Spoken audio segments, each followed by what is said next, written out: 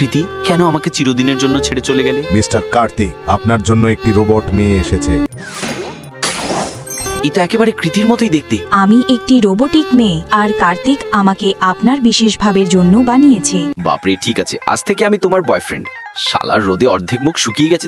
লাগাতে থাকো, লাগাতে থাকো। তুমি ঝাড়ু পোছা করতে শুরু করলে কেন? ঘরের কাজ করা আমার কর্তব্য। তোমার জন্য তো বিদ্যুতের বিলের খরচা বেড়ে যাবে। নকল কৃতি তো নকলই থাকবে সব সময়। না, বসে একটু স্ন্যাক্স খেয়ে নাও। আরে তুমি এটা কি করছো? জনাব, আপনাকে অফিসে যেতে হবে না, তাই আপনার জন্য খাবার বানাচ্ছি। আমার কৃতি শুধু খেতে জানতো, রান্না করতে জানতো না। তুমিও গিয়ে বসো, রান্না হয়ে গেলে শুধু খেও। এমন ভাবে কথা বলছে যেন বড় এক্সপার্ট বসে আছে। বলেছিলাম না তুমিও পারবে না, সরো, আমি দেখি। লাগিয়ে নাও, তাড়াতাড়ি আরাম পাবে।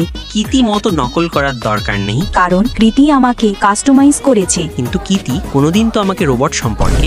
তোমাদের দুজনের জন্যই আমার ব্যবসা বন্ধ হয়ে গিয়েছে। তুমি নকল মাল বিক্রি করছিলে। আমি তোমাদের ছাড়বো না। আর তখনই কার্তিক আর আমি সেখান থেকে পালাতে শুরু করি। আমাকে ছেড়ে দাও, তুমি এখান থেকে তাড়াতাড়ি পালাও। কার্তিককে বাঁচানোর জন্য এখন আমাকে শেষ পথটাই বেছে নিতে হবে। এবার তোকে আমি দেখাচ্ছি। চল ছেলে, তোর খেলা শেষ। তোর গার্লফ্রেন্ডও আমার।